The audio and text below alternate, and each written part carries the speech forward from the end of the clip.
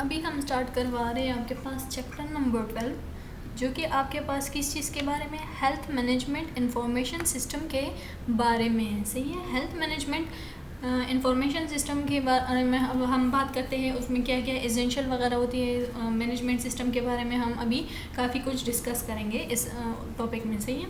अच्छा, first of all हम बात कर लेते हैं डिफिनीशन की कि health management information system actually आपके पास क्या है। ये आपके पास सिस्टम है जो कि आपके पास प्रोवाइड करती है इंफॉर्मेशन वगैरह। सही है, मुख्तलिफ इंफॉर्मेशन वगैरह आपके पास प्रोवाइड करती है। सही है, डेटा वगैरह कलेक्टिंग के रिगार्डिंग। सही है, उस डेटा को कैसे यूज़फुल इंफॉर्मेशन वगैरह में आप क्या करोगे, यूज़ करोगे। सही है, और कैसे उसकी मैनेजमेंट वगैरह करोगे आप डिसीजन मेकिंग वगैरह में। सही है, तो ये सारी चीज़ें आपके पास आ जाती है किस चीज़ में, ये सारी चीज़ें आपके पास आ जाती है जो आपके पास हेल्थ मैनेजमेंट इंफॉर्मेशन सिस्टम आ जाते हैं। सही है।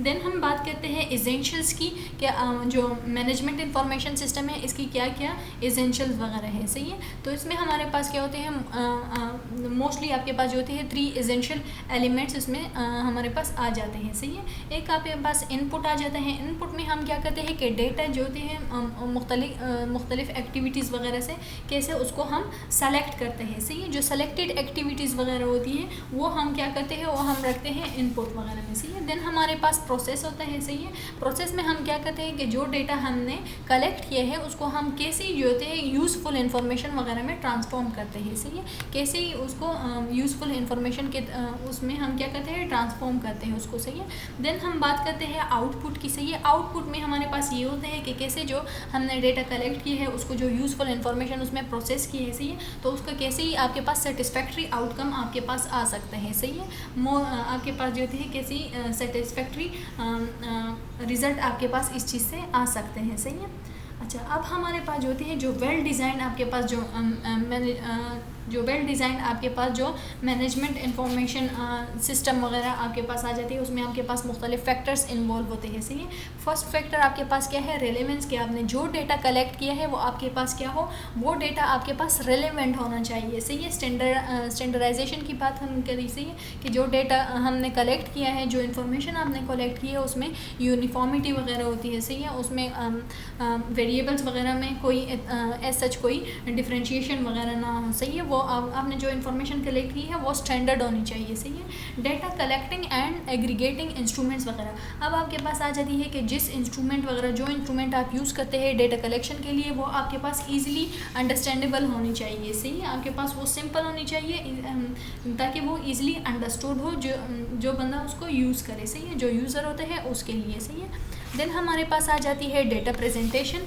कि जो डेटा आपने कलेक्ट किया है उसको कैसे जो प्रॉपर फॉर्मेट वगैरह देंगे हम, कि वो आपके पास जो है ईजिली अंडरस्टूडेबल हो, ईजिली आपको समझ में आए। सही है। अच्छा, देन हम बात कर लेते हैं फ़्लो ऑफ इंफॉर्मेशन की। फ़्लो ऑफ इंफॉर्मेशन में आपके पास जो होते हैं ये इसमें आपके पास इंफॉर्मेशन आपके पास नीडेड होती है ताकि आप जो होती है डिसीजन वगैरह बनाओ। सही है, डिसीजन मेकिंग के लिए आपके पास क्या होती है, इंफॉर्मेशन वगैरह की नीड पड़ती है। सही है, आपको जो होती है कांस्टेंट आपके पास क्या होती है, इंफॉर्मेशन रिक्वायर्ड होती है। सही है, इस चीज़ के लिए। देन हम बात करते हैं फिल्ट्रेशन ऑफ इंफॉर्मेशन की। सही है, तो इसमें आपके पास ओनली इंफॉर्मेशन आपके पास डिसीजन मेकिंग के लिए यूज़ होती है पार्टिकुलर उस पर। सही है, ताकि उसको हम जो होते हैं फॉरवर्ड लेके जा सकें। सही है। अच्छा, 7 नंबर फैक्टर हमारे पास फीडबैक आ जाते हैं, कि जो डेटा अभी हमने यूज़ किए। सही है, वो आपके पास रिलेवेंट है। स्टैंडर्डाइजेशन की हमने जो बात की है। सही है, उसमें जो इंस्ट्रूमेंट है हमने यूज़ किए वो आपके पास ईजिली अंडरस्टूडेबल है भी कि नहीं। सही है, तो ये सारे फैक्टर्स हमने देखे। सही है, अब हम फीडबैक का वेट करेंगे। सही है, कि उसका कैसा पॉजिटिव फीडबैक आता है, नेगेटिव फीडबैक आते हैं। सही है, उन चीज़ों की अभी हम उस चीज़ का भी हम वेट करेंगे। सही है, देन 8 नंबर हमारे पास इंडिकेटर्स आ जाते हैं। सही है, इंडिकेटर्स में हम क्या करते हैं, मेजर करते हैं एफिशिएंसी वगैरह की। सही है, असेसमेंट वगैरह हम करते हैं कि आया ये चीज़ हमने कलेक्ट करी है, इसको हमने क्या किया है, इसकी इफ़ेक्टिवनेस वगैरह को हम अभी चेक करते हैं। सही है, तो ये चीज़ अब क्या कहलाती है, इंडिकेटर आपके पास कहलाती है। अच्छा, नेक्स्ट हम बात कर लेते हैं इम्पोर्टेंस क्या है आपके पास, जो आपके पास मैनेजमेंट इंफॉर्मेशन सिस्टम आपके पास आ जाती है। सही है, इसकी इम्पोर्टेंस आपके पास क्या क्या है। सही है, तो ये आपके पास एक टूल है, सही है, एक प्रोग्राम वगैरह है जिसको आपके पास होते हैं वेरियस लेवल वगैरह पे आप उसको क्या कर सकते हो, रन वगैरह कर सकते हो, सही है। अब ये प्रोग्राम जो होती है उसको हम अगर हम जो होते हैं उसकी मॉनिटरिंग वगैरह करें डे टू डे बेसिस पे, अगर हम उसको दे के, सही है, डे टू डे बेसिस पे अगर हम ये एक्टिविटीज़ वगैरह को नोट करें तो इस चीज़ को हम क्या बोलते हैं, इस चीज़ को हम मॉनिटरिंग बोलते हैं, सही है। वाइल अगर हम जो होते हैं टाइम टू टाइम जो होती है उस पर चेक रखें, सही है, कि आए इसके इम्पैक्ट कैसे आ रहे हैं, पॉजिटिव इम्पैक्ट पड़ रहा है या इसका नेगेटिव इम्पैक्ट है, सही है, ये आपके पास इजीली अंडरस्टूडेबल है भी ये चीज़ या नहीं, सही है। तो इस चीज़ को हम क्या बोलते हैं, ये चीज़ आपके पास एवोल्यूशन कहलाती है, सही है।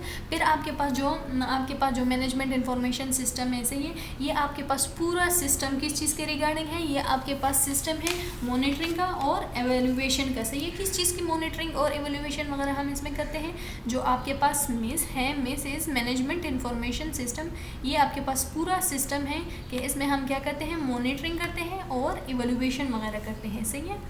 अच्छा, तो ये सारा लेक्चर आपके पास किस चीज़ के बारे में था, थोड़ा कंसाइज था, पर ये आपके पास हेल्थ मैनेजमेंट इंफॉर्मेशन सिस्टम के बारे में था, सही है। इसकी डिफिनीशन की हमने बात की, इसकी क्या क्या एसेंशियल्स थे, सही है, कौन कौन से फैक्टर्स वगैरह इसमें इंक्लूडेड है, सही है, इसकी इंपॉर्टेंस क्या है, तो इन सारी चीज़ों को हमने 1 on 1 डिस्कस किया है, सही है। होप सो आपको इस लेक्चर की समझ आई होगी। Thank you.